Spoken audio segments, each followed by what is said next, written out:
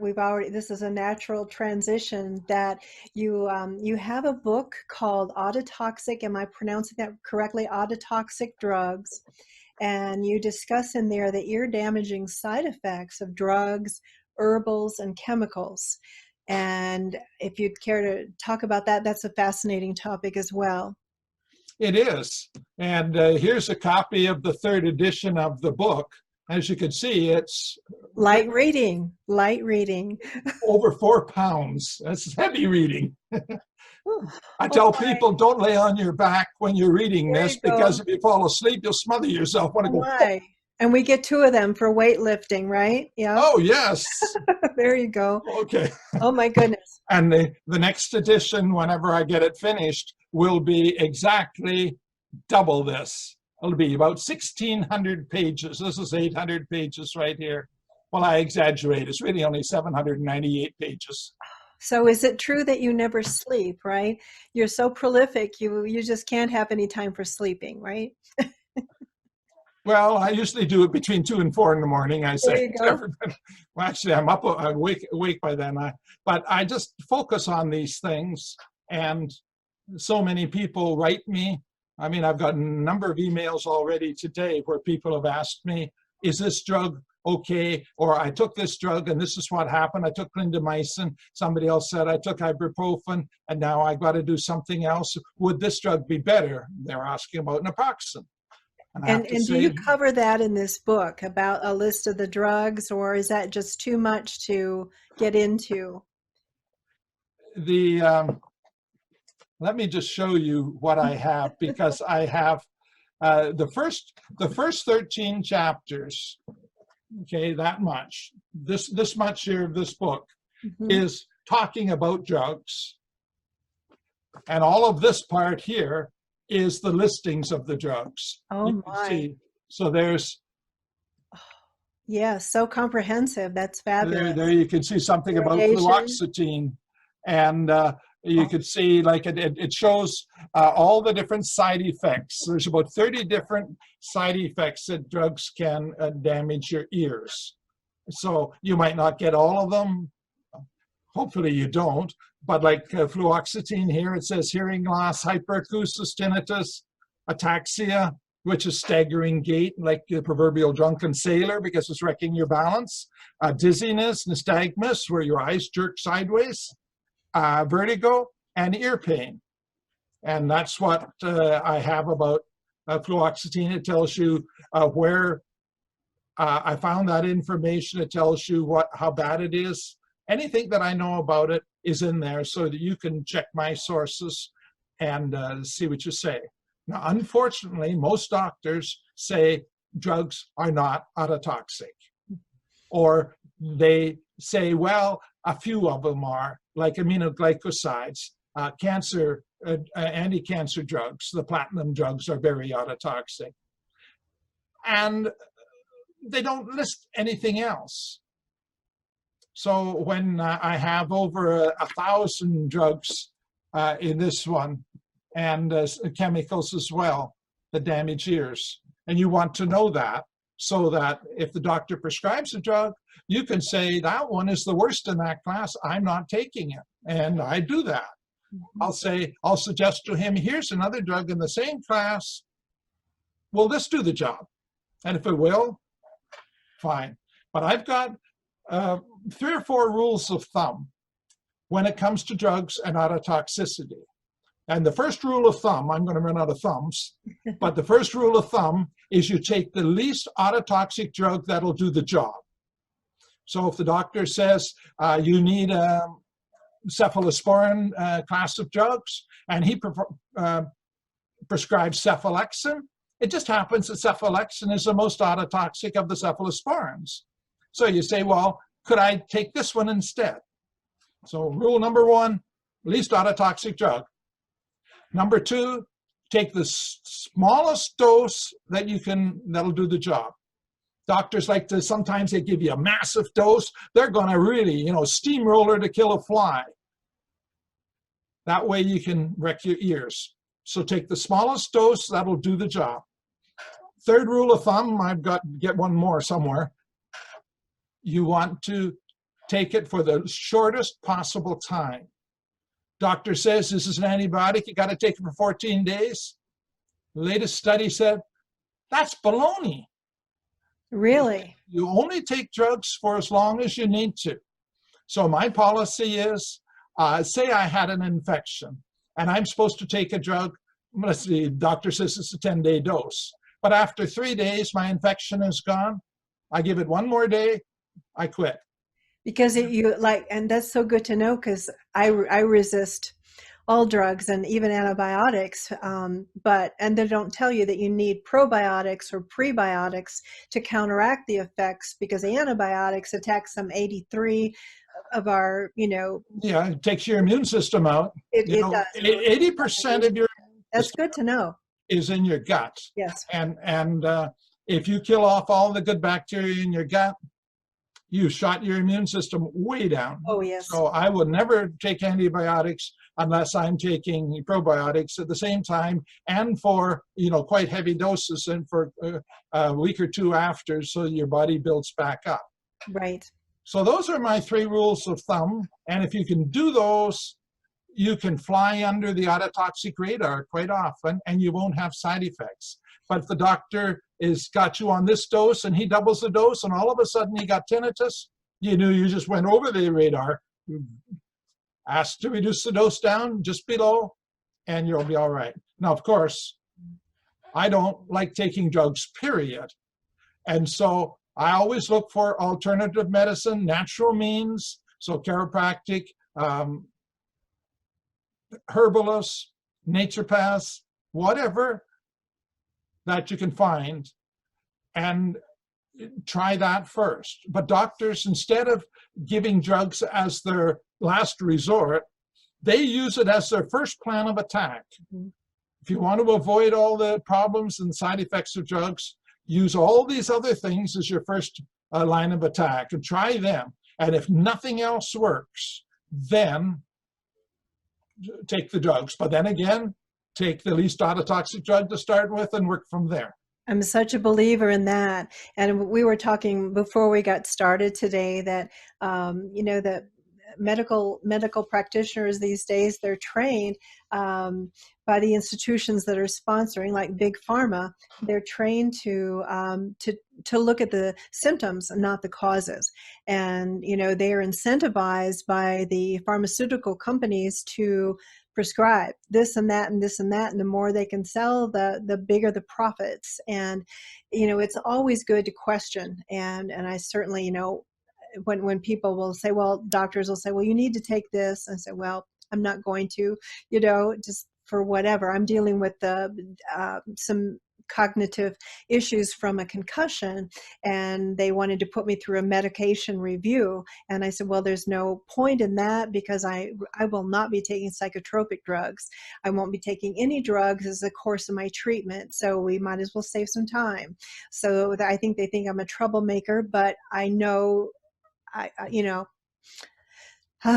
done a lot of research in that. So I'm glad you're definitely on the same page. Yeah. So yeah. I do it respectfully. Yeah. Just try other things first. Right.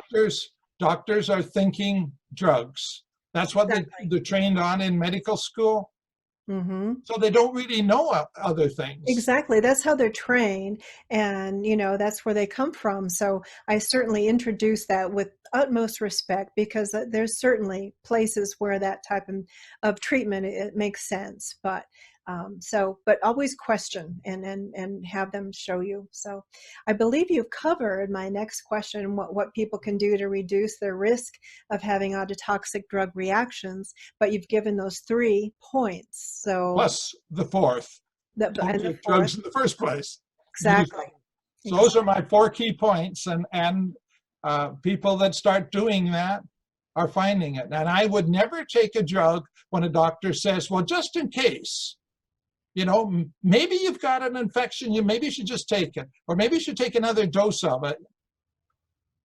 As if that wouldn't cause you any harm, that there's no downside to that. So no downside, except that your ears go that away, and it wrecks all the rest of your body. And absolutely. they don't tell you the things that you really want to know. Like a lot of people are on psychotropic drugs like the benzodiazepine class of drugs, and all of them can damage your ears.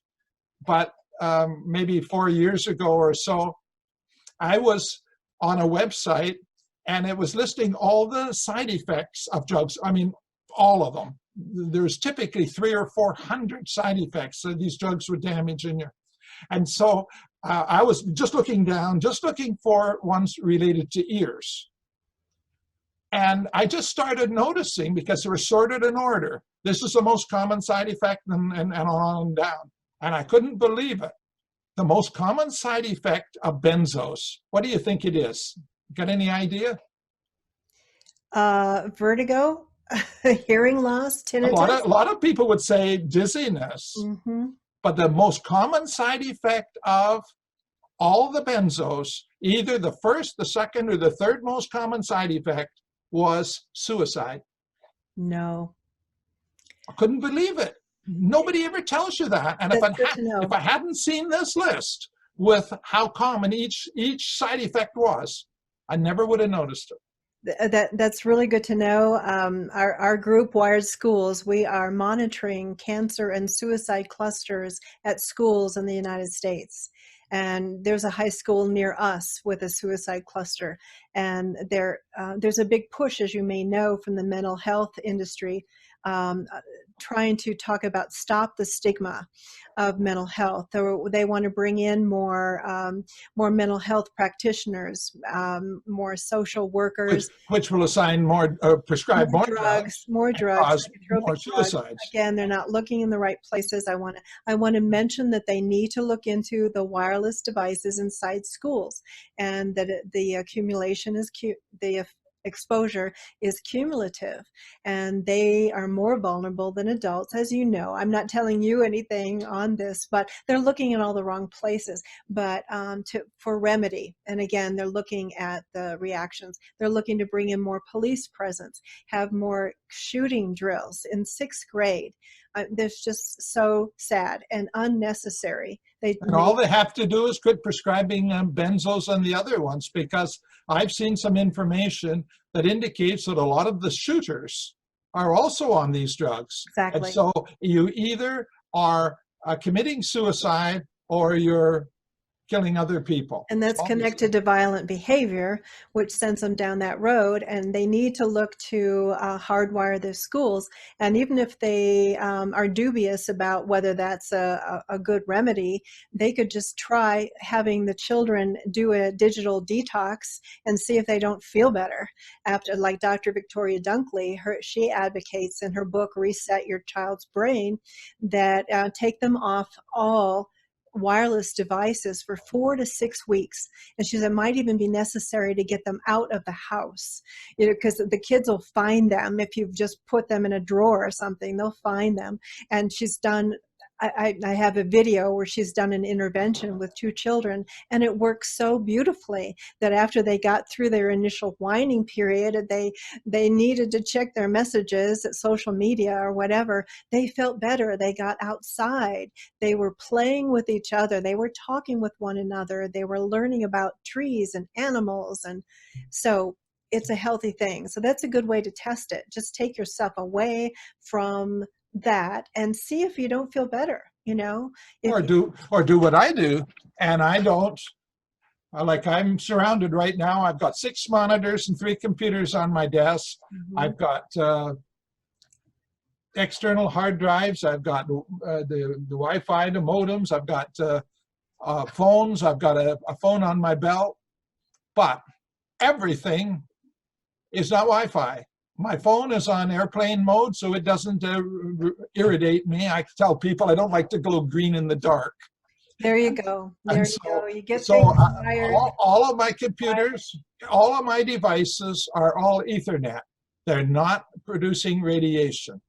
Now, of course, there's a certain amount of electromagnetic radiation in your house, just from your house wiring. Of course, yes, and the dirty electricity, and yes. Yeah. But I'm not sensitive, at least I don't know that I am. So what you do is you do what you can.